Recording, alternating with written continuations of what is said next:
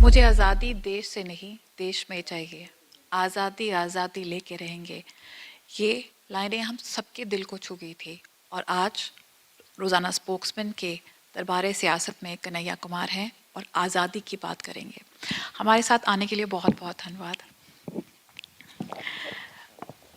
जिस कन्हैया को हमने जाना, जिसको हमने पहचाना, जिसने आज़ादी की बात करी थी, आज़ाद था, आज एक पॉलिटिकल सेटअप में सियासी पार्टी का हिस्सा बन गया है। कुछ बदलाव आया? मेरे ख्याल से सबसे पहले तो मैं एक डिस्क्लेमर देना चाहता हूँ और साथ ही साथ आपका और आपके चैनल का और आपके सारे दर्शक जो इसको देखते हैं, इसको सुनते हैं, इसके आधार पर अपना एक पॉलिटिकल ओपिनियन बनाते हैं, सबको मैं बहुत धन्यवाद करना चाहता हूँ। आपको भी धन्यवाद और सभी दर्शकों को मैं नमस्कार करता हूँ, उनको सत श्री अकाल करता हूँ। डिस्क्लेमर ये है कि मुझे पंजाबी नहीं आती है, मतलब बोलना नहीं आता है और पढ़ना नहीं आता है, सुन करके समझ में आ जाती है। क्योंकि हम लोग दिल्ली में रहते हैं तो पंजाबियत जो होती है उससे काफ़ी रूबरू होते रहते हैं। और ख़ास करके जो पंजाब के बड़े बड़े आर्टिस्ट रहे हैं हिंदी सिनेमा में और कई मशहूर गाने रहे हैं, ये जो है इस यहाँ से कई खूबसूरत नज़्म जो है लोगों ने लिखा है, जो आज भी मतलब प्रेम का, क्रांति का, इनकलाब का। और नौजवान होने के चलते हम लोग सबसे ज़्यादा जिनको रोमेंटिसाइज करते हैं शहीद आजम भगत सिंह का, उनकी धरती है। तो पंजाबी से एक रिश्ता तो है, लेकिन पढ़ना नहीं आता है, लिखना नहीं आता है, समझ में आती है।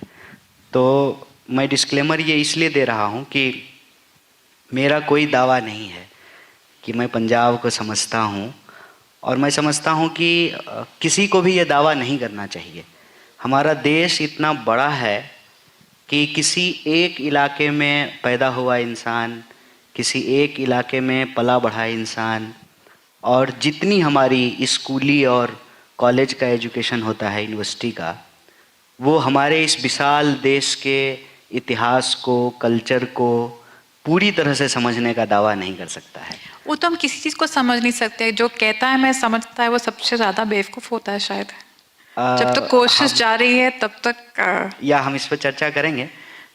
तो मेरा कोई दावा नहीं है, मेरा अपना जो व्यक्तिगत अनुभव है, अंग्रेजी का एक फ्रेज है कि there is nothing before experience. तो हमने जो अनुभव किया है अपनी पढ़ाई लिखाई के माध्यम से, और एजुकेशन को लेकर के हम हमेशा ये बात कहते हैं कि एजुकेशन एक प्रोसेस है जिसमें आप लर्निंग और अनलर्निंग साथ साथ करते हैं। तो उसमें जो मेरी समझदारी है वो बात मैं आपके सामने रखूँगा। आपने जो पहला सवाल पूछा कि आज़ादी की बात करने वाला एक नौजवान आज जो है एक सियासी पार्टी का हिस्सा हो गया है, मैं समझता हूँ कि ये समझदारी अपने आप में बड़ी चिंताजनक है। जब मैं भी कॉलेज आया था तो ये कहा जाता था कि विद्यार्थियों को राजनीति से क्या लेना देना है, और समझ में नहीं आती थी कि इसके पीछे की राजनीति क्या है। और जब मैं स्टूडेंट मूवमेंट का हिस्सा था तो अक्सर मैं अपने सारे दोस्तों को कहता था कि आप जो भी अपने आसपास, अपने इर्द गिर्द होते हुए देखते हैं, हर चीज़ में राजनीति है। यहाँ तक कि मिस वर्ल्ड कौन होगी, मिस यूनिवर्स कौन होगा, इसमें भी राजनीति है। और कुछ दिनों के बाद हम देखते थे कि कैसे वो जो है ब्यूटी प्रोडक्ट्स बेचने लगती थी। कोई अगर क्रिकेटर है तो वो क्यों किसी उत्पाद का प्रचार करने लगता है। हम कोई सिनेमा देखते हैं तो उसके पीछे की क्या राजनीति है। ए पॉलिटिकल होना या ए पॉलिटिकल हम हैं, ये सबसे बड़ा पॉलिटिकल स्टेटमेंट है। तो मैं समझता हूँ कि आप कॉन्शियसली अनकॉन्शियसली एक राजनीतिक वातावरण में पैदा लेते हैं। मैं तो कहता हूँ कि आप जब अपनी माँ के पेट में होते हैं ना, तभी आपका भविष्य जो है राजनीति तय करना शुरू कर देती है। मैं एक उदाहरण आपको देता हूँ, मुझे याद है वो बचपन की बात कि सबको पोलियो का टीका नहीं दिया जाता था। जो लोग खरीद सकते थे उनको पोलियो का टीका दिया जाता था, फिर सबको पोलियो का टीका दिया जाने लगा। तो आप समझ रहे हैं, पैदा होने से पहले ही अब जो गर्भवती महिला है उसको क्या खाना मिल रहा है, और उसको जो खाना मिलेगा उसी का असर जो है उसके बच्चे पे पड़ेगा। तो आपके पैदा होने से पहले ही आपकी राजनीति शुरू हो जाती है, और जब आप पैदा होते हैं तो आपके माँ बाप की जो आइडेंटिटी है वो आपकी आइडेंटिटी बन जाती है। उनका रिलीजन, उनका कास्ट, उनका जो है जो इकोनॉमिक स्टेटस है वो उसका हिस्सा बन जाता है। तो पैदा होने से पहले राजनीति शुरू हो जाती है, और जब हम पैदा हो जाते हैं, पलने बढ़ने लगते हैं, समाज से हमारा एक इंटरेक्शन होने लगता है, तब ये बात बार बार बताई जाती है कि राजनीति नहीं करनी चाहिए। मैं राजनीति में था अपनी समझदारी विकसित होने से पहले, मैं राजनीति में हूँ अपनी समझदारी के साथ, और मैं समझता हूँ कि इस देश के हर एक नागरिक को इस राजनीतिक जिम्मेदारी को समझना चाहिए। आपने जो ये जिम्मेदारी ये त्योहार में सीखी? आपने जो ये सवाल कहा ना कि देश से नहीं देश में, इसमें भी एक राजनीति है। ये से और में का फर्क इतना आसान नहीं है। आज़ादी तो बहुत सारे लोग कह रहे हैं, आप दिल्ली चले जाइए, दिल्ली में भाजपा भी आज़ादी के पोस्टर लगा रही है, बढ़े हुए बिजली बिल से आज़ादी। आज़ादी किसको नहीं चाहिए? कौन आज़ाद नहीं होना चाहता है? कौन आज़ादी नहीं मांग रहा है? लेकिन उनको किस चीज़ से आज़ादी चाहिए? से और में का फर्क बहुत गहरा है, और यही हमारी राजनीति है। हम जितनी भी बात करते हैं उसमें इस देश का आम इंसान शामिल है, और उस आम इंसान के जीवन की जो आम समस्याएं हैं, भूख, रोजी रोटी, रोजगार, गरीबी, असमानता, किसी भी प्रकार का, चाहे वो जाति के आधार पे हो, धर्म के आधार पे हो, भाषा के आधार पे हो, बोली के आधार पे हो, संस्कृति के आधार पे हो, इस तरह के शोषण से मुक्ति, यही से और में का फर्क है। और जो ये से और में का फर्क नहीं समझते हैं वो अक्सर किसी और की बंदूक बिना समझदारी का अपने कंधे पे लेकर के घूम रहे होते हैं। आप मुझे बताइए, हमारा देश किन किन परिस्थितियों से गुजरा है। एक तरफ हिंदू, मुस्लिम, सिख, ईसाई सब लोग मिल करके जो है ब्रिटिशर्स से लड़ रहे थे। जब आज़ादी की बात आई, आज़ादी मिलने वाली थी, तो क्या बहस शुरू हो गया। और ये तो पंजाब का इलाका है, यहाँ के लोगों ने खून बहते हुए देखा है अपनों का। क्या आधार था? धर्म। चलिए, धर्म के आधार पे देश बन गया। हमने उस आधार पे देश नहीं बनाया। हमने कहा कि इंसान को हम धर्म के आधार पे नहीं बांटेंगे। हमने एक सोशल कॉन्ट्रैक्ट बनाया जिसको संविधान कहते हैं। उसकी पहली लाइन, प्रस्तावना की पहली लाइन क्या कहता है? हम भारत के लोग, जिसमें जो है एक्चुअल में सबका साथ सबका विकास का बात है। एक्चुअली वो ऑलरेडी तय था, इसमें नया क्या था? नया ये था जो टीवी करता है, जो मार्केट करता है, कि दिखाना कुछ और है, बेचना कुछ और है। किसी को आप सुंदर होते हुए देखें ब्यूटी प्रोडक्ट लगा करके, धोखा दे सकते हैं, सच्चाई नहीं बदल सकते हैं। कोई फेयर एंड लवली लगा करके गोरा नहीं होता है। ये झूठ है। ये झूठ बेचने के लिए आज क्या किया जा रहा है? सच्चाई को दबाने की कोशिश की जा रही है। उस सोशल कॉन्ट्रैक्ट के इतर बगल में भी एक देश बना। आपको पता है इस देश की या किसी भी दुनिया की किसी भी देश की क्या हालत है? नोट सेकुलर है। रोड पे नोट फेंक दीजिए, 3 घंटा इंतजार कीजिए। नोट उठाने से पहले कोई उसका ना जात पूछेगा ना धर्म पूछेगा। बिल्कुल नहीं। कोरोना सेकुलर है, किसी से जात और धर्म नहीं पूछा, जो संपर्क में आया उसको जो है संक्रमित किया। गरीबी सेकुलर है, महंगाई सेकुलर है, प्रॉब्लम सेकुलर है, सॉल्यूशन कम्युनल दे रहे हैं। ये जो देश के अंदर परिस्थिति पैदा की गई है उससे हम मुक्ति चाहते हैं। ये हमारा कल्चरल और सोशल क्वेश्चन है। इकोनॉमिक क्वेश्चन ये है कि कौन टैक्स नहीं भरता है।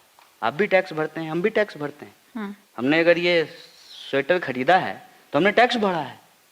टैक्स हर कोई भर रहा है, लेकिन फायदा कुछ लोगों को मिलेगा। नारा देश का, भलाई दोस्त का। कैसे? मुनाफा होगा तो कंपनी का, घाटा होगा तो जनता का। ये कैसे चलेगा? अंग्रेजी में इसको कहते हैं privatisation of profit and socialisation of loss. अब क्या कह रहे हैं आप कि पब्लिक सेक्टर परफॉर्म नहीं कर रही है, तो पब्लिक सेक्टर को खत्म कर देना चाहिए। पब्लिक सेक्टर खत्म कर दीजिएगा, किसको नुकसान होगा? और ये उस सोशल कॉन्ट्रैक्ट का वायलेशन है कि नहीं है जो स्टेट सिटीजन के साथ करती है, आम नागरिक के साथ। आपको सरकार भरोसा ही देती है ना। हम लोग यहाँ बैठे हुए हैं, किस भरोसे से बैठे हुए कि अगर कोई चीज होगी जिसमें कानून का उल्लंघन होगा तो सरकार हमको सुरक्षा देगी। हम बदले में सरकार को क्या देते हैं? हम बदले में सरकार को टैक्स देते हैं। तो आप हमसे टैक्स ले रहे हैं, लेकिन आप हमको बदले में जो है सुरक्षा नहीं दे रहे हैं, आप बदले में हमको पढ़ाई नहीं दे रहे हैं, आप बदले में हमको रोजगार नहीं दे रहे हैं, तो आप बेईमानी कर रहे हैं ना। इस बेईमानी पे जो है हम सवाल उठाते हैं। और मेरा मानना है कि जो भी आज़ाद ख्याल के लोग हैं वो मुक्त कंठ से आज़ादी की बात करेंगे, और जिनको गुलामी सुहाती है वही आज़ादी के विरोध में बोलेंगे। और फिर दोहराता हूँ, देश में देश के लोगों की जो समस्याएं हैं उससे आज़ादी चाहते हैं। और हमारा सियासी सफ़र कुछ भी रहा हो, सैद्धांतिक बदलाव नहीं है। सैद्धांतिक बदलाव इसलिए नहीं है कि जो लड़ाई लड़ रहे थे तब भी हम एक पार्टी में थे, वही लड़ाई आज भी लड़ रहे हैं, क्योंकि हम चाहते हैं कि इसको बड़े फोर्स के साथ लड़ा जाए। मैं इसी सवाल पे आती हूँ। जैसे मैं किसान का एक उदाहरण देके अपनी बात खत्म करूंगा। किसान पहले बैल से खेती करते थे, अब बड़े बड़े ट्रैक्टर से करते हैं। बस यूं ही समझ लीजिए, किसान खेती ही करता है, आंदोलनकारी आंदोलन ही करता है जनता के सवालों को लेकर के, इसमें कोई परिवर्तन नहीं। चलो आप, मैं इसी पे आती हूँ। आपने जो ट्रैक्टर चुना है, जिसके राहे आप अपनी क्रांतिकारी करना चाहते हैं, वो क्यों चुना? बिकॉज आपका, मैं पढ़ रही थी तो आपने कहा मैं राहुल गांधी को काफ़ी बारी मुझे मिला और मुझे लगा कि ये मेरे लिए सही है। आज हम देख रहे हैं नौजवान खास करके पंजाब में वो आपकी तरफ जा रहे हैं, वो सोचते हैं अरविंद केजरीवाल से बदलाव लाते हैं। राहुल गांधी पे एक पप्पू का नाम लगा हुआ है जो उतारना बड़ा मुश्किल है। तो आपको क्यों लगा कि ये ट्रैक्टर आपकी सवारी के लिए बिल्कुल सही है? एक तो इसको उतारने की क्या जरूरत है मुझे बताइए। अगर आपको सच पे भरोसा है तो ये जो यहाँ पे गमला रखा हुआ है ना, आप कहिए कमला है कमला है कमला है, तो गमला कमला हो जाएगी क्या? ये गमला ही रहेगा। सच पे आप टिके रहिए ना। और एक बात आपको बता देते हैं, पप्पू इतना बुरा नाम नहीं होता है। अब मैं बिहार से आता हूँ, आप उत्तर प्रदेश जाइए, हर तीसरे चौथे घर में किसी ना किसी का नाम पप्पू होता है। बहुत प्यारा नाम होता है, मासूमियत होती है उसमें, एक जो है सच्चाई होती है, एक सौम्यता होती है। इससे दिक्कत नहीं है, दिक्कत झूठ से है। आपने कहा ना कि आपने ट्रैक्टर क्यों चुना, क्योंकि प्रधानमंत्री ने देश के लोगों के टैक्स के पैसे से 8,500 करोड़ का हेलीकॉप्टर खरीदा है। ये लड़ाई सीधे सीधे जो है बेचने और बचाने वालों की लड़ाई बन गई है। तो आपको लगता है कांग्रेस सच्ची है? कांग्रेस को लेकर के मैं समझता हूं कि इस देश में बहुत सारी गलत धारणाएं हैं, और इसको मैं इस रूप से कहता हूं कि इस देश के किसी भी चौराहे पे चले जाइए, क्रिकेट, सिनेमा और कांग्रेस, इसके एक्सपर्ट आपको बिन बुलाए ही मिल जाएंगे कहीं भी। पता है क्यों? क्योंकि हमारे जीवन में रचा बसा है, ये हमारे जीवन का पार्ट है, ये हमारे इंटीग्रल हिस्ट्री का हिस्सा है। इस देश का इतिहास कांग्रेस के बिना कंप्लीट नहीं होता है, और कोई भी सभ्यता अपने इतिहास को भुला करके अपने भविष्य का निर्माण नहीं कर पाती है। मैं बार बार कहता हूं कि कांग्रेस महज पार्टी नहीं है, कांग्रेस हमारे समाज की प्रवृत्ति भी है। और इसको मैं इस रूप में कहता हूं कि दर्द का एक रिश्ता होता है। क्यों मुझे कांग्रेस पार्टी पे इतना भरोसा है, और मैं बाकी नौजवानों को भी क्यों कहता हूं कि आप इस पे भरोसा कीजिए। कांग्रेस का स्वभाव बिल्कुल पानी की तरह है, जिस बर्तन में आप रख दीजिएगा उसका आकार ले लेगा, जो रंग मिला दीजिएगा उसका आकार ले लेगा। ये आपकी और हमारी जरूरत है, कांग्रेस की जरूरत नहीं है कि आप और हम कांग्रेस में हों। आप और हम जैसे होंगे वैसी कांग्रेस होगी।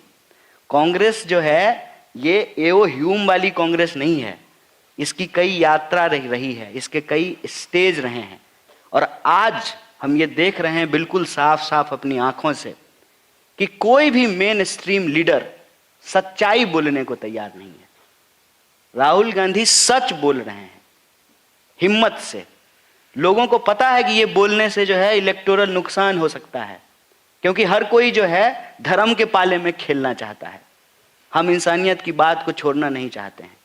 आज जब जोर जोर से जो है हिंदू मुसलमान किया जा रहा है, तो हम हिंदी फिल्म का वो गाना बार बार दोहराना चाहते हैं, तो हिंदू बनेगा ना मुसलमान बनेगा, इंसान की औलाद है इंसान बनेगा। ये भारत को महान बनाता है, ये भारत की हिस्ट्री है, ये भारत की विरासत है, जिसको हम कहते हैं कि हिंदुस्तान की ताकत क्या है, भारत का सबसे बड़ा स्ट्रेंथ क्या है, यूनिटी इन डाइवर्सिटी। हम डाइवर्सिटी की भी जो है यूनिटी की बात करते हैं और यूनिटी में भी डाइवर्सिटी की बात कर रहे हैं।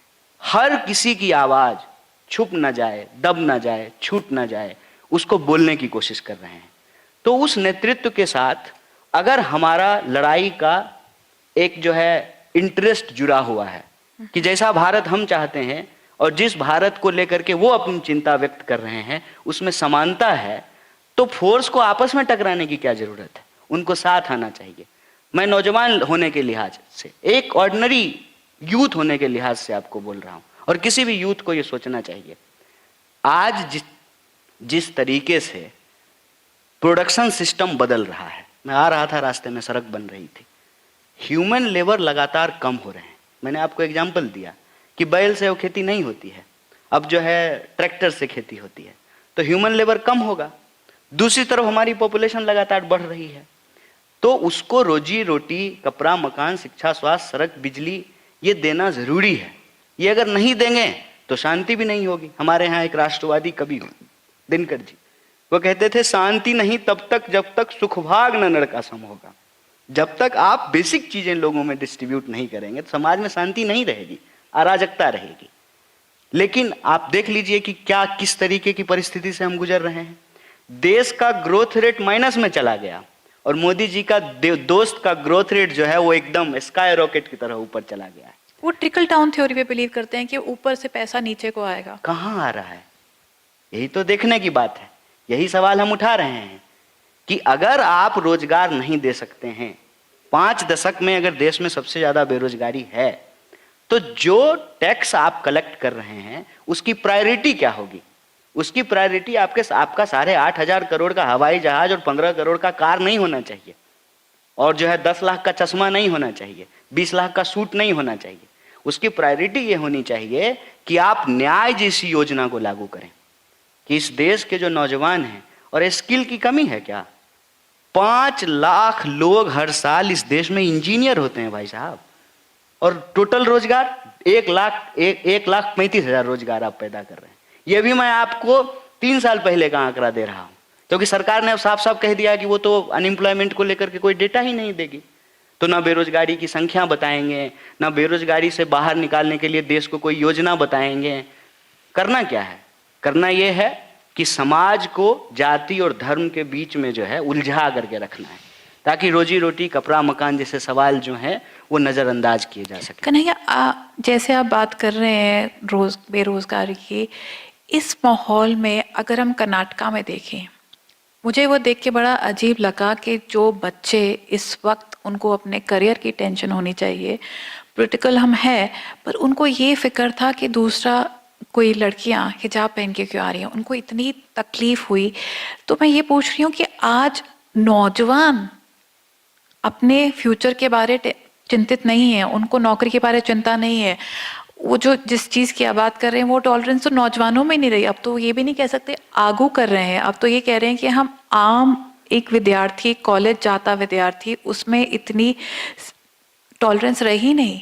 देखिए क्या होता है ना कि ये ना एक फैशन है कि समाज की किसी भी समस्या के लिए नौजवानों के जो है मत्थे चीज़ों को मढ़ देना। हम आप ही से सीखते हैं।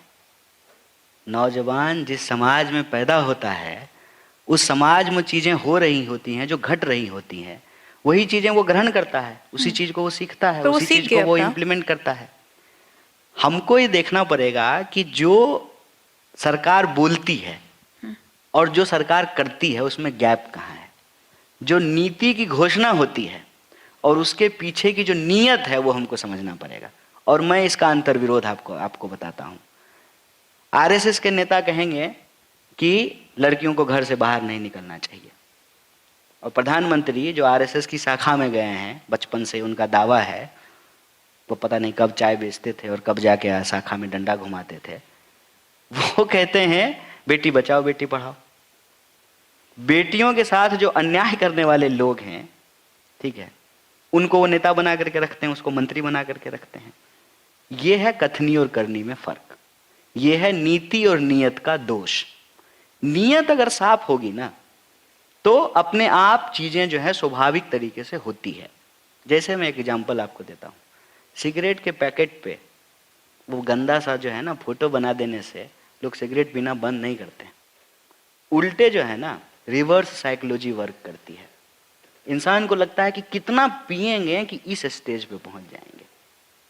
और मार्केट की जो स्ट्रेटजी होती है कि एक तरफ आप जो है फैशन दिखाएंगे, बोलो जुबां केसरी, अभिनेता आकर के जो है पहले तो जो है अजय देवगन साहब जो है जुबां केसरी थे, अब तो शाहरुख खान का भी जुबां जो है केसरी हुआ है। ठीक है, दोनों मिल करके बोल रहे हैं और सारा अंतर्विरोध यहाँ पे खत्म हो गया है। सारे व्हाट्सएप के जो मैसेज आते हैं हिंदू मुसलमान को लेकर के, उसमें जो है अभिनेताओं को भी प्रतीक के रूप में इस्तेमाल किया जाता है। लेकिन प्रोडक्ट बेचने की जब बात आई दोनों साथ खड़े हैं। अब फैशन में जो है नौजवान क्या करेगा, इसको चुनेगा। मेरा कहना है कि किसी भी बात को जबरदस्ती समाज में नहीं लागू की जा सकती है, समझदारी से लागू करवाया जा सकता है। अगर मैं आपको जबरदस्ती कहूं कि आप नहीं ये अटायर मत यूज कीजिए, कोई और अटायर यूज कीजिए, तो आप नहीं कीजिएगा। लेकिन जब आपको मौका मिलेगा, आपको एक्सेसिबिलिटी मिलेगी दुनिया को देखने की, अलग अलग सभ्यता और संस्कृति से रूबरू होने की, तो आपके लिए क्या कंफर्टेबल है इसका चुनाव आप खुद कर सकते हैं। सरकार का उद्देश्य सीधे सीधे मैं आपको बता रहा हूं, वो समाज में किसी चीज को सॉल्यूशन की तरफ ले जाने के लिए नहीं है, उसको उलझाने के लिए है। उलझाती किस लिए है? तो ये टेस्टेड फॉर्मूला है भारत में, और ये टेस्टेड फॉर्मूला जो है वो ब्रिटिशर्स ने सबसे पहले यूज किया था। कैसे? कांग्रेस के नेतृत्व में जब हिंदू, मुसलमान, सिख, ईसाई सभी तरह के लोग इकट्ठा होने लगे, तो उन्होंने जो है उस वक्त भी एक चाय पर चर्चा की थी, जैसे मोदी जी आजकल करते हैं। तो उस चाय पर चर्चा में उन्होंने कहा कि कैसे इनको लड़ाया जा सकता है। बोला जैसे ये यूनाइट हुए थे धर्म के नाम पे, इनको लड़ाया भी धर्म के नाम पे ही जा सकता है। और आप जानते होंगे ये कहानी बहुत मशहूर है, किसी से भी पूछेंगे बता देगा कि जो है सुअर के मांस मस्जिदों में फिकवा देने हैं, गाय के मांस जो है मंदिरों में फिकवा देना है, फिर जो है हिंदू मुसलमान का झगड़ा कराना है, धर्म के आधार पे जो है इंसान को लड़वाना है, तो इनकी फोर्स बढ़ जाएगी।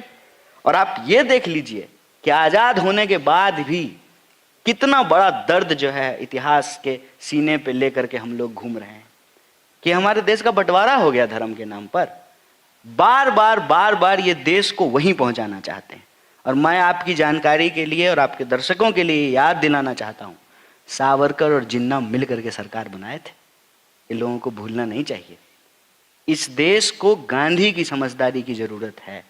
मैं बार बार कहता हूं कि गांधी जिस तरीके से सबको साथ लेकर चलना चाहते थे, अंबेडकर जी जैसे समानता की बात करते थे, भगत सिंह जैसे निडरता की बात करते थे कि झुकेंगे नहीं, सत्ता के सामने जो है सर नहीं झुकाएंगे, उसके सामने तन करके खड़ा रहेंगे। ये भारतीय होने का, ये हमारे लिए जो है गौरव की बात है। जो लोग आज भेदभाव की राजनीति कर रहे हैं, ये वापस से देश को जो है 47 वाली स्थिति में पहुंचाना चाहते हैं। और उनसे मैं यही सवाल पूछता हूं बार बार। चलिए एक काम करते हैं, मैं ये सवाल पूछा है कई बार मैंने कि आप महिला हैं, हम पुरुष हैं, दोनों लोग मिलकर के पेट्रोल पंप चलते हैं अपनी अपनी जो है स्कूटी लेकर के, देखते हैं कि आपको जो है 100 रुपये लीटर मिलता है और हमको जो है 150 रुपये लीटर मिलता है। ये हकीकत है, इसको आप नहीं भुला सकते हैं। कोई अटायर पहन करके चले जाइए इंटरव्यू देने के लिए, कहाँ है नौकरी, रोजगार ही नहीं है।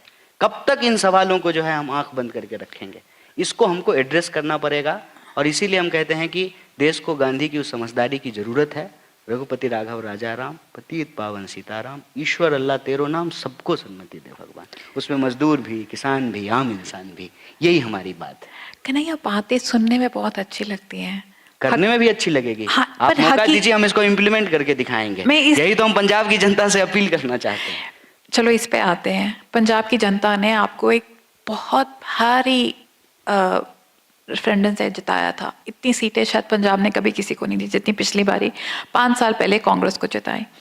बातें तब भी ऐसी की थी, पंजाब ने विश्वास भी किया था। किसी हाल से वो वादे पूरे ना हो पाए। आप जैसे और लोग बाहर से आए थे, दिल्ली से आए थे, डॉक्टर मनमोहन सिंह की नीचे एक बड़ा, मनमोहन सिंह भी बाहर के? नहीं नहीं, उनके वो मतलब दिल्ली से, अब तो दिल्ली वाले, अब हम दिल्ली ले गए उनको, तो जो है हमसे दूर ले गए कम से उनको। कम डॉक्टर मनमोहन सिंह को तो जो है नहीं, वो पंजाब का हमारे कहा हैं, गया। बिल्कुल हमारे हैं, पर हमने आपको उनको दिल्ली में मैंने दिया एक वो। पत्रकार को इस बात पे डांट लगाई थी।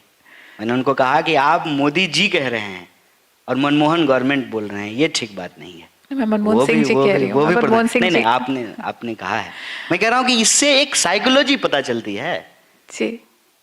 सो उनके नीचे एक प्लान बनाया गया जो पंजाब को आगे लेके आएगा। प्लान नहीं लागू हो सका। आज आप 5 साल बाद फिर हमसे वोट मांगने आए हैं कि पंजाब आपको फिर से भरोसा दे। क्यों दे हम बार नहीं, दूसरा मौका क्यों दें? देखिए, आप हमसे ईमानदारी की अपेक्षा रखते हैं और मैं पूरी कोशिश करके आपकी अपेक्षा पे उतरने का प्रयास करूंगा। मैं भी आपसे एक ईमानदारी की अपेक्षा रखता हूं। देखिए, आपको मालूम है कि कांग्रेस ने जो निर्णय लिया है ये ऐतिहासिक है। बोलिए, है कि नहीं है? है, मैं मानती हूँ। कोई पंजाब का ऐसा इंसान नहीं होगा जो इस बात को स्वीकार नहीं करेगा। चरणजीत सिंह चन्नी को सीएम का फेस बनाना, सीएम बनाना, यह ऐतिहासिक तो है। ये पंजाब के बच्चे बच्चे को मालूम है। बिल्कुल। पहली बात। दूसरी बात जो मैं कह रहा हूं, इसको स्वीकार करना चाहिए। दूसरी बात, देखिए, बुरा जो नहीं हम ठीक कर पाए, हम स्वीकार करते हैं, लेकिन आप भी तो स्वीकार कीजिए ना जो हमने अच्छा किया है। मैं आपको बताता हूं, हमसे जानते हैं लोग आकर के क्या शिकायत करते हैं, कांग्रेस के कार्यकर्ता साहब, जानते हैं दिक्कत क्या है? हम लोग अपना काम बता ही नहीं पाते हैं। यूपीए 2 के बारे में और यूपीए 1 के बारे में बुरा सबको पता है। 2G 3G जीजा जी, यही व्हाट्सएप मैसेज आते थे। कोई भी जो है जेल में नहीं है। और कैग की जो रिपोर्ट आई थी उसका जो मिस इंटरप्रिटेशन था, कोर्ट में माफी मांगा है उन्होंने साहब, ये भी जनता के पास नहीं पहुंचा। ठीक है, उसके खिलाफ एक आंदोलन भी हो गया, अन्ना जी का आंदोलन। कहां अन्ना जी, इस दिल के टुकड़े हजार हुए, कोई यहां गिरा कोई वहां गिरा। ज्यादातर तो बीजेपी में जाकर के मंत्री और राज्यपाल बन करके बैठे हुए हैं। याद है ना आपको, किरण बेदी जी पहली बार देश भी के निकल के आए उस आंदोलन से। बाद में बात करेंगे, आपका मंच है, आप जितना सवाल चाहें पूछें। ठीक। देखिए, हम प्रधानमंत्री नहीं कि आपको प्रश्न पत्र लिख करके दे दिए हैं, तो आपको जो मन है पूछना पूछिए, हम सब सवाल का जवाब देने का कोशिश करेंगे अपनी क्षमता के हिसाब से। डेमोक्रेटिक आदमी है। तो उसमें पहली बार हमने ये देखा कि पहली बार सेना से कोई व्यक्ति जो है मतलब मंत्री बने हैं। साफ तौर पे, मतलब ये पंजाब के लोग तो कितना बेहतर जानते हैं, हर दूसरे तीसरे घर में कोई ना कोई फौज की नौकरी करता है। मेरे घर से भी, मेरे जो है 16 भाई है, मैं अपने पूरी फैमिली को काउंट कर लूँ, 16 भाई मेरा जो है फौज की नौकरी करता है। और मैं शहादत भी दी है हमारे परिवार के लड़के ने, ठीक है, हमारे बड़े भाई ने। तो हम जानते हैं कि हमारा दर्द क्या है। हम जो है गाय भी चढ़ाते हैं, हम जो है खेती भी करते हैं, और हमारे घर के लड़के जो है बंदूक उठा करके जो है सीमा पे जो है वो सेवा भी करते हैं, देश को बचाने का काम भी करते हैं। राजनीति में इस तरीके से इस्तेमाल पहली बार देखने को मिला। चलिए, वो दौर भी गया। आपने देखा 2019 में भी जो है किस तरीके से जो है पुलवामा की इतनी बड़ी घटना हुई, स्टेट का क्या फेलियर है, क्या रिस्पॉन्सिबिलिटी है, कहाँ से इतना RDX आया, एक जो है पुलिस ऑफिसर पकड़े गए थे, उस पुलिस ऑफिसर का क्या हुआ, कुछ नहीं पता है। तो सेना को भी जो है राजनीति में खींच करके लोग ले आए, और जबकि साफ साफ ये कहा गया कि आर्मी हमारी अक्षुण्ण है, इसके आधार पे कोई पॉलिटिक्स नहीं होगा।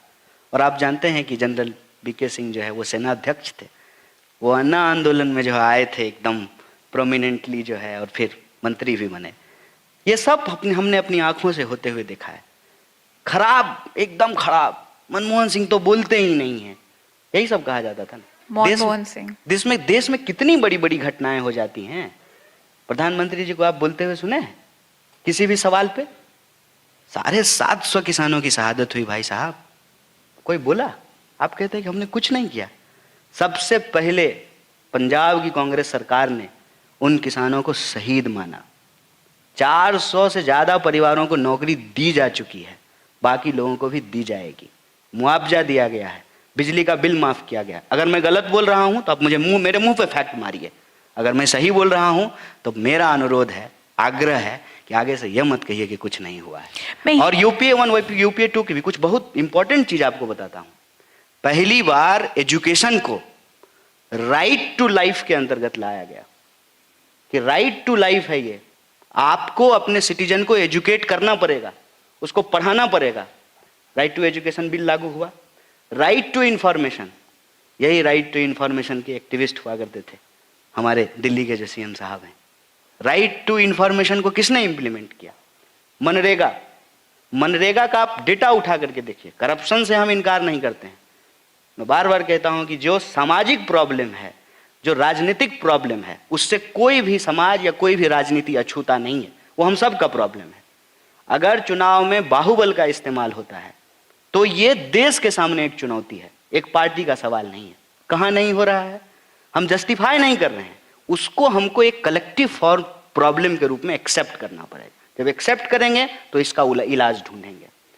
बार बार हम कह रहे हैं कि हम लगातार कोशिश कर रहे हैं कि जिन चुनौतियों से हमारा समाज घिरा हुआ है उससे राजनीति को बाहर निकाला जाए। खोखले दावे नहीं किए जाएं कि राजनीति बदलने के नाम पे आएंगे और खुद ही वही काम करने लगेंगे। धर्म के जो है दायरे में खेलने लगेंगे, जाति के दायरे में खेलने लगेंगे, रोजी रोटी, रोजगार, करप्शन, इन मुद्दों को भुला देंगे। ये नहीं, उस पर खड़ा होकर के उसको इंप्लीमेंट करने की कोशिश करना। आप आंकड़ा उठा करके देखिए कि मनरेगा आने के बाद रूरल इकोनॉमी बेटर हुई। हम बिहारी हैं, हम पंजाब में आकर के आपका धान काटते हैं। हम जो बात बोल रहे हैं वो ऑथेंटिसिटी के साथ बोल रहे हैं, ऑथेंटिक बात बता रहे हैं। और हम आपको बता देते हैं, जितना स्टेशन है आप शुरू कीजिए, यहाँ से शुरू कीजिए, अमृतसर से लेकर के आप सोनीपत तक जाइए। मजदूर लाने के लिए ना पंजाब और हरियाणा नंबर की बसेस की लाइन लगी रहती है। और आप देखिए कि जब कोरोना आया और लॉकडाउन के दौरान सरकार चीजों को नहीं दे पा रही थी, इन्हीं इलाकों से सबसे ज्यादा मजबूत मजदूर पैदल जा रहे थे, जिसको आप जीटी रोड बोलते हैं ना। NH 44 हो गया है अब वो प्रधानमंत्री जी कहते हैं ये पंजाब की साजिश थी कि उन्होंने मॉर्निंग वॉक पे निकले थे वो अपना जो है स्वास्थ्य ठीक करने के लिए। प्रधानमंत्री कुछ भी बोल सकते हैं, उनका क्या है, उनकी बात को अब सीरियसली लेते हैं।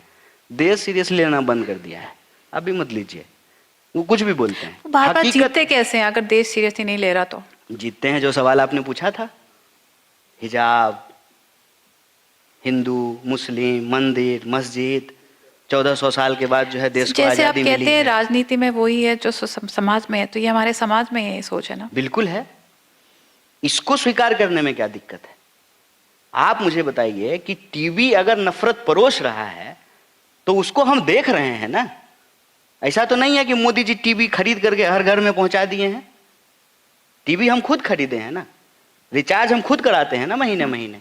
ऐसा तो नहीं है कि जियो फ्री में रिचार्ज कर दे रहा है हमारा टीवी, उसको लगा के हम देख तो खुद रहे हैं ना। वो हमारे भीतर के नफरत को सेटिस्फाई करता है, सेटिस्फेक्शन मिलता है उसको देख करके। जो मैंने आपको कहा ना, हमारे अंदर नफरत कैसे जाएगी, प्यार कैसे आएगा? अब देखिए ये एक बड़ा सवाल है। जब आप अपने जीवन के बहुत सारे मसलों को लेकर के एक विफलता और असुरक्षा महसूस करते हैं ना, तो राजनीति में आप एग्रेसिव हो जाते हैं। विफलता हम कहाँ महसूस कर रहे हैं? हम बिल्कुल, मैं बार बार कह रहा हूँ, याद दिला रहा हूँ कि मैं एक ऑर्डिनरी नौजवान होने के लिहाज से बात बोल रहा हूँ। हमारे जीवन का क्राइसिस क्या है? रिमोट दे दीजिए, तय नहीं कर पाते हैं कि चैनल कौन सा देखेंगे। नेटफ्लिक्स खोल के दे दीजिए, तय नहीं कर पाते हैं कि सीरीज कौन सा देखेंगे। स्विगी जोमेटो दे दीजिए, तय नहीं कर पाते हैं। आधा घंटा तो इस पे बहस होता है कि ऑर्डर क्या करें। ठीक है, डायलमा, हर चीज को लेकर के एक डायलमा है। लाइफ के हर फ्रंट पे जो है डायलमा है, कश्मकश है। 14 तारीख को जो है आई लव यू किसी और को बोले थे, अच्छी जो है उसकी सहेली लग रही थी। डायलमा है। आपने ऐसा किया? हाँ, नहीं, मैं ऑर्डिनरी सिटीजन की हालत बता रहा हूँ।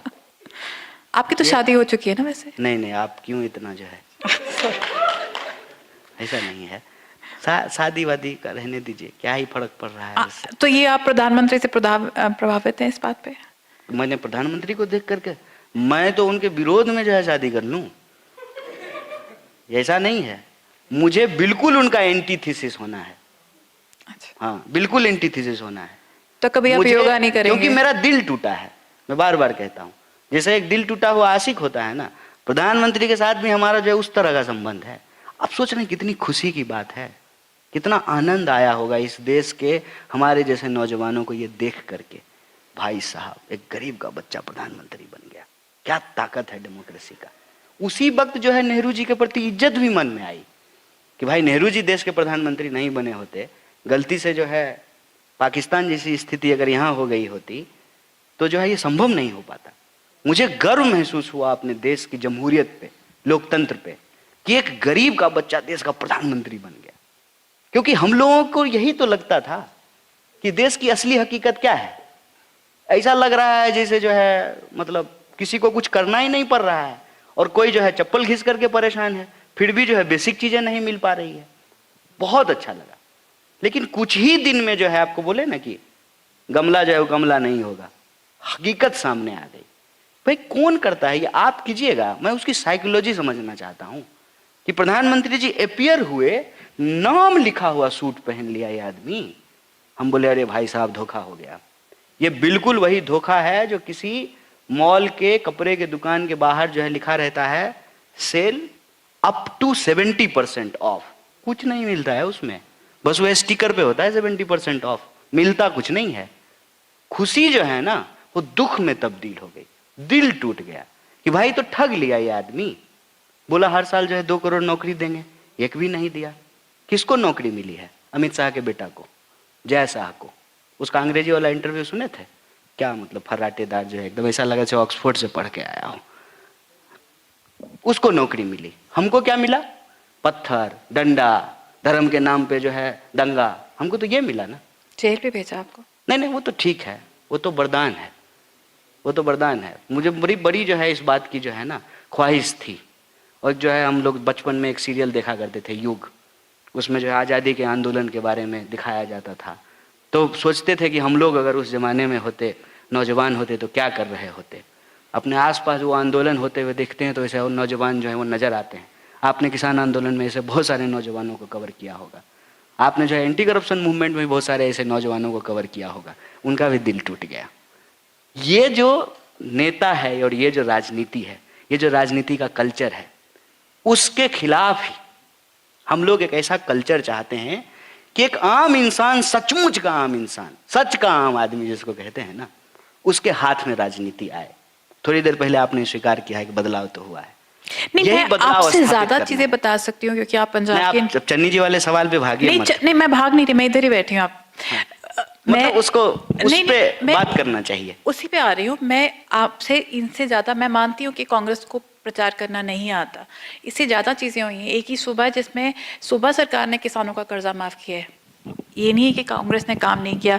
जेलों के बाहर पेट्रोल पंप लगाए ताकि जेल सेल्फ सफिशिएंट बन जाए। सो ऐसे बहुत काम है जो पंजाब, जितना डिडिक्शन पे काम पंजाब में हुआ है शायद किसी और सूबे में नहीं हुआ। नहीं, स्कूली शिक्षा को लेकर के एक बात जो है, नहीं, स्मार्ट स्कूल मैंने खुद देखे, गांव-गांव जाके देखे। मैं 10 और स्कूल प्राइमरी स्कूल एजुकेशन में देश में पंजाब 1 नंबर पे है, 1 नंबर पे है। और बिजली बिल जो है वो आप किसानों से जाकर के पूछिए कि बिजली बिल माफ हुआ है कि नहीं हुआ है।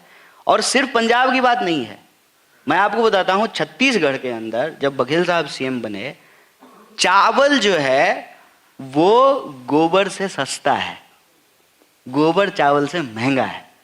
सरकार ने एक योजना बनाई कि अगर आप चाहते हैं कि शहरों की समस्या कम हो तो आपको गांव को भी जो है नहीं छोड़ना होगा। ये अपने आप में बहुत जो है ना डिविसिव नारा है, स्मार्ट सिटी का है। भाई देश स्मार्ट नहीं होना चाहिए, देश को ये स्मार्ट बनाइए। सिटी को स्मार्ट बनाएंगे और गांव को क्या करेंगे? तो गांव के लोग जो हैं वो विवश होंगे ना माइग्रेट होकर के शहर में आने के लिए। फिर शहर में जो है आपको समस्याएं बढ़ेंगी स्वाभाविक रूप से। तो आपको शहर के साथ साथ गांव को भी बेहतर बनाना पड़ेगा। रूरल इकोनॉमी को हम कैसे ठीक करेंगे? एग्रीकल्चर बेस्ड जो है वो हमारी सोसाइटी है। हम के सवाल पे आते हैं, हम आपको खत्म कर लें पहले। जी जी। काफी चीजें हुई, पर कुछ ऐसी चीजें भी हुई जो पंजाब को उम्मीद नहीं थी। जैसे नशा और तस्करी की बात थी, कुछ न्याय के मुद्दे थे जो चाहते थे कि कांग्रेस पूरी करेगी, कर्जा का मुद्दा था। सो कांग्रेस ने, मैं फिर आपकी बात मानती हूँ कि बहुत बड़ा फैसला लिया। और पंजाब, जहाँ से मैं गुरु नानक को मानती हूँ, वो बराबरी के लिए बहुत ज़रूरी है हम जात पात से ऊपर उठ के आए और हर काबिल इंसान को मौका दें आगे। नहीं, पर जितना वक्त कांग्रेस को ये समझने में लगा कि हाँ यहाँ पे तब्दीली चाहिए, 4.5 साल वो बहुत लंबे थे। आज लोग ये पूछते हैं कि आपको हमने 5 साल के लिए चुना था, आपको हमने 111 दिन के लिए नहीं चुना था। अब आप कह रहे हो कि हमने चलो फैसला तो लिया, अब वो कहते हैं हम सिर्फ 111 दिन नहीं देखेंगे, हम 5 साल देखेंगे, और उसके मुकाबले हम ऐसी सरकार लाना चाहते हैं। जो आपका मेन मुकाबला है आज आपकी सरकार अरविंद केजरीवाल के साथ, जिनकी नीयत भी अच्छी है, वो अपनी ईमानदारी की गारंटी देते हैं, और वो दिल्ली मॉडल की गारंटी देके आ रहे हैं जो पहले दिन से काम करेगी। उन्होंने पहले ही योजना बना रही है, यहाँ पे माफिया खत्म कर देंगे, जिससे इतना पैसा आएगा कि सुबह को कहीं कर्जे की जरूरत नहीं, सुबह तरक्की पे जाएगा। सो इसलिए मैं पूछ रही हूँ कि आप चाहे बोले कि आप 111 दिन की सरकार के लिए वोट मांग रहे हैं, पर लोग 5 साल का जवाब मांगते हैं। देखिए, मेरा एक ये है ना कि मैं बिना मतलब का ना अपने सवाल को सही साबित करने के लिए पड़ोसी को गालियां नहीं निकालता हूँ। मुझे अपनी माँ को इज्जत करनी है, इसका ये मतलब नहीं है कि पड़ोसी की माँ को गाली देना है। मुझे अपनी लकीर बरी करनी है, तो मैं अनावश्यक जो है ना इधर उधर की बात नहीं करता हूँ, मैं फैक्ट बेस्ड बात करता हूँ। ठीक है, मैं दिल्ली में ही रहता हूँ, मैंने दिल्ली में ही पढ़ाई की है। दिल्ली को आप हो सकता है कि एड में देखे हों, हम दिल्ली को आंख से देखते हैं। ठीक है, मैं दिल्ली की बात नहीं करूंगा, मैं पंजाब की बात करूंगा। ठीक है, मैं आपको धन्यवाद देना चाहता हूं कि कम से कम कांग्रेस से लोग सवाल तो पूछ रहे हैं ना। विपक्ष से सवाल पूछते पूछते किसी दिन जो है ना, लोग सत्ता पक्ष से भी सवाल पूछेंगे, जमहूरियत जिंदा रहेगी। मैं रिस्पेक्ट करता हूं इस बात को। यही सवाल जब आपसे आम आदमी पार्टी के स्पोक्स पर्सन आएंगे ना, तो उनसे पूछिएगा। ठीक है, मैं वो जवाब नहीं देना चाहता हूं, बस मैं एक बात आपको याद दिला देना चाहता हूं। एक अन्ना आंदोलन जब हुआ था, हम लोग यूनिवर्सिटी में थे, मतलब नारा याद है, अन्ना नहीं आंधी है, देश का दूसरा गांधी है। और गांधी के मुंह से क्या निकला, कितना हास्यास्पद है, उसको सुनिएगा, कि देश का प्रधानमंत्री नरेंद्र मोदी को होना चाहिए, ये सबसे पहले अन्ना बोले थे। फैक्ट याद दिलाइएगा। नारा क्या था, जन लोकपाल। कहां लागू हुआ है जन लोकपाल? दूसरा सब। तीसरा आपको बताते, ज्यादातर समय तो जो है दिल्ली में इसी बात पे निकल जाता है कि जी देखो जो है मोदी जी तंग कर रहे हैं, काम ही नहीं करने देते हैं, फुल स्टेट मिल जाएगा तो काम करेंगे। ठीक है, फुल स्टेट में जो है लोग मौका देना चाहे तो लोग को समझ में ही नहीं आया कि मुख्यमंत्री कौन है। मतलब दिल्ली वाला ही यहाँ आके मुख्यमंत्री होंगे कि जो है यहाँ का कोई, चलिए इस बार वो शॉर्ट हो गया है। इसका जवाब वो देंगे।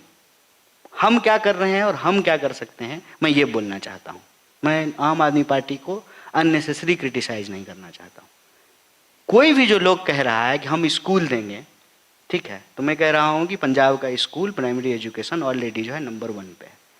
किसान को जो है मुआवजा देंगे, तो सबसे पहले पंजाब की सरकार ने जो किसान शहीद हुए उनको शहीद माना, 400 से ज़्यादा किसान परिवारों को नौकरियां दी, बाकी लोगों को भी मुआवजे दिए, बिजली का बिल माफ़ कर रहा है, गोबर खरीद रही है हमारी सरकार छत्तीसगढ़ में।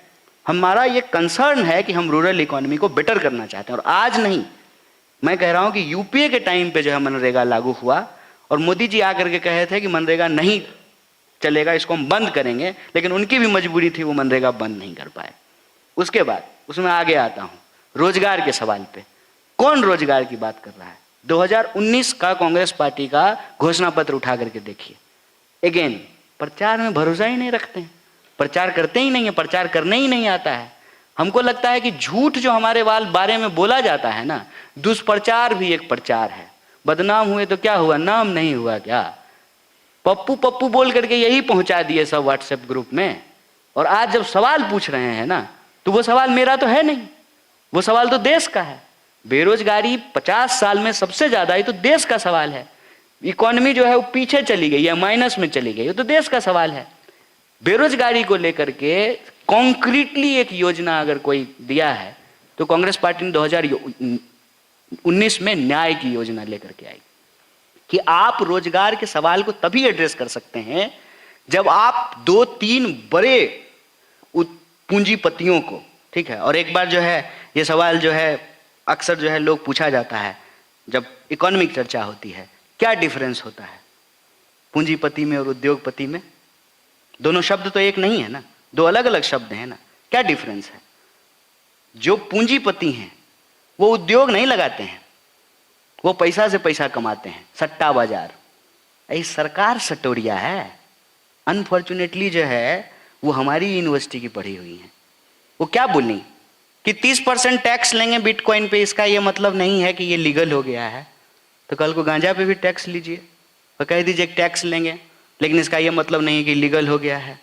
और इधर बीजेपी के नेता आकर के कहते हैं कि हम ड्रग्स का प्रॉब्लम सॉल्व करेंगे। आंख से देखिए आप इसको, मुंह से कुछ भी नंबर बोलेंगे, 30,000 करोड़ का पैकेज दे रहे हैं। कहाँ गया पैकेज? किसको पैकेज मिला? हम तो कॉन्क्रीटली बता रहे हैं ना। सरकार को हमने कहा कि आप किसान को क्यों नहीं मुआवजा देना चाहते हैं, जो शहीद परिवार है उसको मुआवजा दीजिए। कहा आंकड़ा नहीं है। हमने कहा हमसे ले लीजिए। जो कोरोना में लोगों की जान चली गई, पहले जो आपदा एक्ट के तहत लोगों को 4.5 लाख रुपया दिया जाता था, उसको घटा करके इन्होंने 50,000 कर दिया। अब 50,000 भी देने के लिए तैयार नहीं है। आप सबको पता है कि कोरोना में जो आंकड़ा दिया जा रहा है और एक्चुअल जो लोगों की जान गई है उसमें जमीन आसमान का फर्क है। जीरो बिठाते रहिए उसके ऊपर।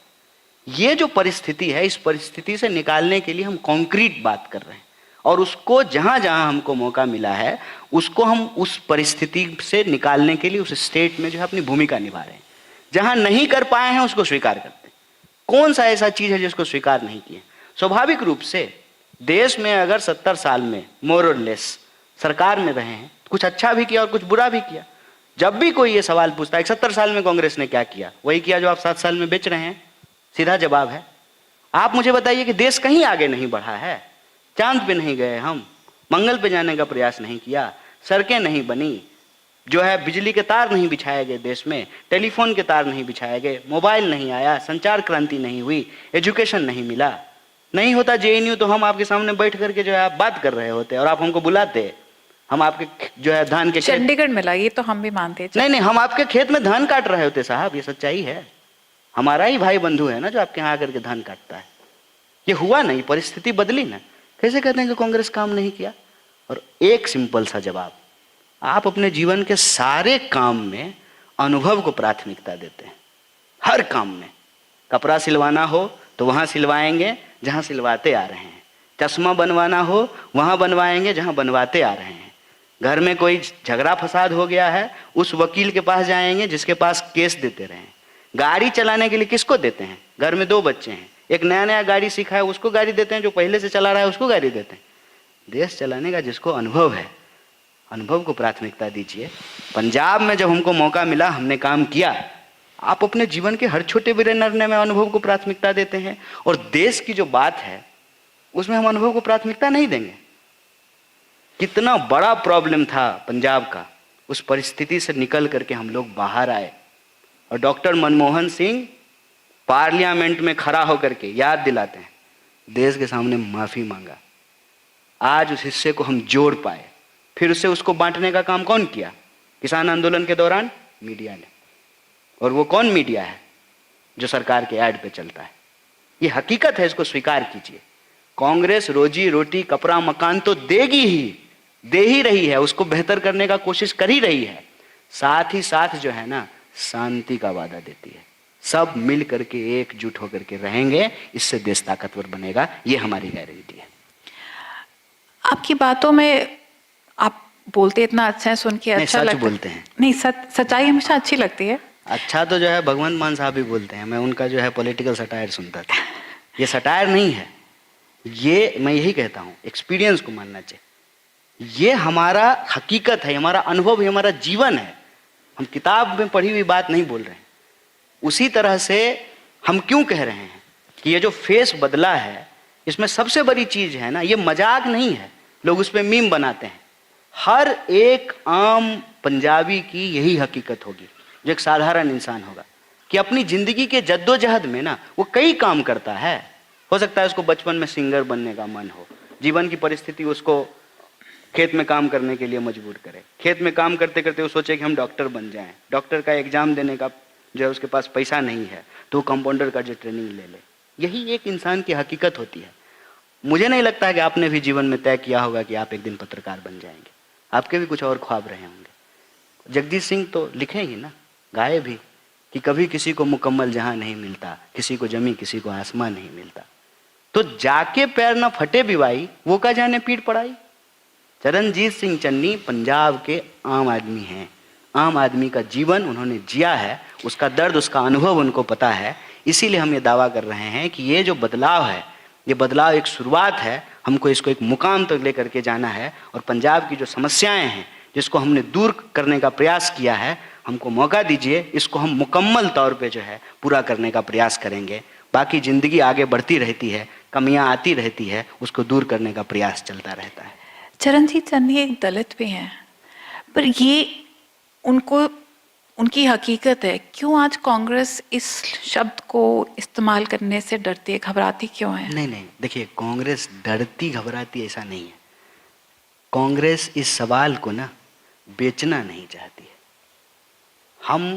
हमारी जो एक जब हम गरीब को इस्तेमाल करते हैं, आम को इस्तेमाल करते हैं। कांग्रेस जब कोई पॉलिसी बनाती है ना, उसका अप्रोच क्या होता है, वो अप्रोच पहले समझना बहुत जरूरी है। मैं आपको बताता हूं कि जब मैं स्कूल में और कॉलेज में था, तो जो शोषित पीड़ित वंचित वर्ग के बच्चे होते हैं, उनको जो है कुछ तरह की सुविधाएं देने का प्रावधान था। तो अपनी यूनिवर्सिटी की कहानी मैं आपको बताता हूं, जो मुझे बिल्कुल याद है विजिबली। SC/ST मिनिस्ट्री ने जो है एक हॉस्टल ग्रांट किया और कहा कि SC/ST के स्टूडेंट को इस हॉस्टल में आप रखेंगे। हमारी यूनिवर्सिटी में जो है लोगों ने कहा कि हम अलग से जो है हॉस्टल नहीं बनाएंगे, आप हॉस्टल ग्रांट कीजिए, हॉस्टल हम बना देंगे। और मान लीजिए कि हम 700 सीट का हॉस्टल बनाएंगे, तो 700 सीट सबसे पहले SC/ST स्टूडेंट को देंगे, उसके बाद जो है बाकी लोगों को देंगे। लेकिन एक स्पेसिफिक हॉस्टल जो है ना, हम उनको आइडेंटिफाई या मार्क नहीं होने देंगे। ये नए तरीके का सेग्रीगेशन है। इस बात को हमको समझना पड़ेगा कि नए तरीके का सेग्रीगेशन जो है हमारे सोसाइटी के अंदर कैसे क्रिएट हो रहा है। एसर्शन होना, पॉलिटिकल एसर्शन होना, ये एक ठीक बात है, लेकिन कई बार काउंटर एसर्शन भी तो होता है। हमारी अल्टीमेट इच्छा क्या है, हमारा अल्टीमेट ख्वाब क्या है कि आपकी पहचान कुछ भी हो, चाहे जेंडर, जाति, धर्म, किसी भी आधार पर भेदभाव नहीं हो। तो ये एक तरफ तो हम उसको इम्प्लीमेंट भी करना चाहते हैं, दूसरी तरफ इसका हम ढोल भी नहीं बजाना चाहते हैं। हम नहीं चाहते हैं कि मोदी को जो है ना मोदी के तरीके से हराया जाए, ऐसा नहीं हो सकता है। जब आप आम कहते हैं, आम है, गरीबी से उठ के आए हैं, तो ये भी जरूरी है जहाँ पे इतनी सालों भी नहीं, मतलब सेंचुरीज वो टैग लिया है। अच्छा, तो वो कहना भी अच्छा लगता है। कौन नहीं जानता है, इसको कहने का क्या जरूरत है आपको, ये कहने शायद कभी मुझे सुनना अच्छा लगता हो कि हाँ, मेरे को मेरी जाति के बावजूद मुझे ये ओहदा दिया गया, मेरे सामने मुझे एज अ लेडी कई बार अच्छा लगता है। ये सुपरफिशियल एक्सपीरियंस है आपका, ये ग्राउंडेड नहीं है, माफ कीजिएगा, ग्राउंडेड नहीं है। ग्राउंड पे लोग जो है ना ये असरसन नहीं चाहते हैं, वो मिलना चाहते हैं, जुड़ना चाहते हैं, सबसे अलग नहीं होना चाहते हैं। अलग नहीं होना चाहते, मैं टोटली एग्री करती हूँ, बट ये कि मैं एज अ औरत मुझे अच्छा लगता है, और क्योंकि हाँ एज अ औरत मैं भी एक लेडी बॉस बन सकती हूँ और बन गई हूँ, तो वो बाकी लोगों के लिए भी अच्छा लगता है सुनना। हम कहते हैं ना women break the glass ceiling, right? तो हम ये क्यों नहीं बोल सकते? नहीं, इसको बोल करके हमको क्या हासिल होगा, हम क्या चाहते हैं, जो समस्या है उसका हम निराकरण करें ना। ढोल बजाने से क्या फायदा है कि 5 पैसा का काम कीजिए और 95 पैसा का प्रचार कीजिए, इससे क्या फायदा है? यही तो हो रहा है ना, जो मैंने आपको बताया, बेटी बचाओ बेटी पढ़ाओ, उसका 70% बजट जो है आपने ऐड पे ही खर्च कर दिया। आज यही ट्रेंड है ना, लोग चाहते हैं कि मतलब कीचड़ से कीचड़ को साफ किया जाए। भाई कीचड़ से कीचड़ साफ नहीं होता है। आप चाहेंगे कि प्रचार से प्रचार को हरा दें, ये नहीं हो सकता है। आपको सब्सटेंशियल सस्टेनेबल चेंज करना पड़ेगा, उसको एक्सेप्ट करना पड़ेगा। उसके लिए जो है आपको वैसा जनसमूह तैयार करना पड़ेगा, वैसा संवाद आपको छेड़ना पड़ेगा। यह संवाद नहीं कि जो समाज को पुनः एक बार जो है विभेद करे, बांटे आपस में। अच्छा एक बात बताइए, इसको कहने की जरूरत है। हमारे यहाँ कहावत कही जाती है, नहाया हुआ शरीर और खाया हुआ शरीर नहीं छुपता है। मैं आपको संबोधन कर रहा हूं तो इसी एजम्पशन के साथ में कि आप महिला हैं, और आप इसी एजम्पशन के साथ में कि मैं पुरुष में संबोधन कर रहे हैं। बार बार कहें तलवार निकाल लें, आप तलवार निकाल लीजिए, मैं महिला हूं और मैं जो है, क्या इससे हासिल होगा? रहना तो हमको इसी समाज में है ना, मिलके ही तो रहना है ना। इससे हासिल क्या होगा? ये जो कर रहे हैं ना, बेसिकली वो बेईमानी कर रहे हैं। वो वही बेचने वाली मानसिकता नहीं होती है कि एक और चीज आज बेची जा रही है, कहा जा रहा है कि कांग्रेस को बचाना लोकतंत्र के लिए जरूरी है। पर पंजाब में कहा जा रहा है, कई लोग जैसे डॉक्टर धर्मवीर गांधी हैं, वो कह रहे हैं कि मैं कांग्रेस, आप छोड़ के कांग्रेस में आए हैं कि मुझे लगता है कांग्रेस भारत के लिए बहुत जरूरी है। ये जिम्मेदारी आज पंजाब पे डाली जा रही है कि आप कांग्रेस को बचाएं, कांग्रेस को वोट डालें ताकि देश में लोकतंत्र को बचाया जाए। पंजाब का एक आम इंसान, मैं उसकी तरफ से आपको सवाल पूछती हूँ क्योंकि मेरा ज़्यादा काम गांव में होता है। मैं ज़्यादा आप जैसे बड़े आगों को कम इंटरव्यू करती हूँ, मैं ज़्यादा वक्त वहीं रहती हूँ। मैं बड़ा हूँ ना वो। सो मैं वहाँ से पूछती हूँ कि हम क्यों जिम्मेदारी लें लोकतंत्र की, जब कांग्रेस सरकार ये जिम्मेदारी नहीं लेती कि जब हम उनको जिता के लाएंगे वो शासन बहुत बढ़िया होगा, भ्रष्टाचार नहीं होगा। आप वापस आएंगे पंजाब में, ये नहीं कि अगर कुछ मुख्यमंत्री ठीक तरह परफॉर्म नहीं करते 4.5 साल फिर लगेंगे, कि आप हर साल आएंगे देखने के लिए, आप और जो भी आज दिल्ली से सब बड़े आगू आए हुए हैं, ये जिम्मेदारी लेते हैं कि हम जो वादा आज कर रहे हैं वो देखेंगे कि इस बारी इतनी देरी ना हो। क्योंकि अगर हम लोकतंत्र को बचाने की जिम्मेदारी लेके कांग्रेस को वोट डालते हैं, कांग्रेस ये जिम्मेदारी लेती है कि वो हाजिर रहेगी, हाईकमांड हाजिर रहेगा कि कांग्रेस के जो आगू हैं वो सही तरह लोगों की उम्मीदों पे परफॉर्म करें। देखिए क्या है ना कि ये फियर है, ये क्वेश्चन ये फेयर नहीं है, ये जैसे आप कहते हैं ना अनुभव पे रिलेटेड है। मैं अनुभव के मुताबिक कह रही हूँ क्योंकि ऐसी चीजें हुई पंजाब में पिछले 5 सालों में। आपने ही अपने सवाल में बताया ना कि जो काम जो है पिछले 4.5 साल में नहीं हुआ, जो है वो 111 दिन में हो गया। तो अभी जो एक्सपीरियंस है तो ये दिखा रहा है कि तो काम करने वाली सरकार है, परफॉर्मिंग है। ये आपके अनुभव हैं, बस मैं आपको याद दिला रहा हूँ, मेरे अनुभव नहीं है। मैं पहले ही कहा कि पंजाब को लेकर के मेरा कोई भी दावा जो है आपसे बड़ा नहीं हो सकता। 3 महीने परफॉर्म करना बड़ा इजी है, दिखाने के लिए, प्रचार के लिए। 5 साल और ऐड कर दीजिए उसमें। कितना सिंपल है ये, इसमें कोई कॉम्प्लेक्सिटी नहीं है, बहुत आसान है। आप मतलब कहते हैं ना, आप मैं आपको एज अ हाई कमांड, क्योंकि आप उस टीम से आ रहे हैं जो पूरी कांग्रेस में थोड़ा सा सेट करते हैं कैसे काम चलना है, उस टीम से कोई जिम्मेदारी लेते हैं कि भी हम हाजिर रहेंगे, आज हम कह रहे हैं इनको वोट डालो, हम बाद में हाजिर रहेंगे, लोगों के लिए हाजिर रहेंगे। देखिए क्या है ना कि आपने उस चुनौती की ओर इशारा कर दिया, इसीलिए मैंने जो ही आपने टीम शब्द का इस्तेमाल किया मैंने उसको अस्वीकार किया। एक्चुअली कांग्रेस जो है ना वो एक चौतरफा लड़ाई से घिरी हुई है। यही जो टीम वाली जो मानसिकता है ना, ये टीम वो टीम, तो ये एक internal external within opposition. हर किसी को लग रहा है कि कमजोर है तो इसको धक्का मार दो, ठीक। जबकि ये नहीं समझ में आ रहा है कि भाई वो कमजोर भले है, तुमको लग रहा हो, लेकिन उसको गाड़ी चलानी आती है। तुम अपना मजबूती का दावा करके गाड़ी खाई में ले जाओगे। दूसरा, हर अपोजिशन पार्टी ये कोशिश कर रही है कि वो कांग्रेस को रिप्लेस करके वो मेन अपोजिशन बन जाए। तो दूसरी लड़ाई है। तीसरी लड़ाई जो देश के 2 सबसे बड़े नाम हैं, डबल ए वेरिएंट, ठीक है, वो भी चाहते हैं कि कांग्रेस नहीं हो। 40% से ज्यादा उनका पैसा मीडिया में लगा हुआ है, ठीक है, इसीलिए दिन भर वो चलते रहता है। वो तो आप पंजाब को कवर करते हैं, आप पंजाब के बारे में बात कर रहे हैं, आप हिंदी न्यूज चैनल को देखेंगे ना, लग ही नहीं रहा है कि उत्तर प्रदेश के अलावे और कहीं चुनाव हो रहा है। 5वां राज्य मणिपुर भी है, वहां भी इलेक्शन हो रहा है, गोवा में भी इलेक्शन है, उत्तराखंड में भी, सिर्फ उत्तर प्रदेश, सिर्फ उत्तर का है भाई। ये समझ रहे हैं, इसको समझिए। तो वो जो डबल ए वेरिएंट है, उनके पैसा लगा हुआ है मीडिया में, वो दिन रात अपना एजेंडा चलाते हैं। हिजाब का बात होगा तो बैंक का हिसाब का बात नहीं होगा। अभी सबसे बड़ा बैंकिंग फ्रॉड हुआ है देश में, कोई चर्चा ही नहीं कर रहा है उसका। तो ये डबल ए वेरिएंट भी नहीं चाहता है। तीसरी लड़ाई और चौथी लड़ाई बीजेपी जेएनयू के जो फाइनेंस मिनिस्टर, उन्होंने कहा है कि ये जब शुरू हुआ था तो कांग्रेस सरकार में थी। वो तो किसी भी चीज के लिए कांग्रेस को जिम्मेदार ठहरा देंगे, ठीक है। शुक्र कीजिए को कांग्रेस बोले हैं, वो तो नेहरू जी बोल देते हैं। मुझे तो लगता है कि जो है वो अपने वजूद के लिए भी जो है नेहरू जी को जिम्मेदार ठहरा दें कि हम लोग सब जो है वो नेहरू जी की वजह से जो है ऐसे हैं हर चीज के लिए।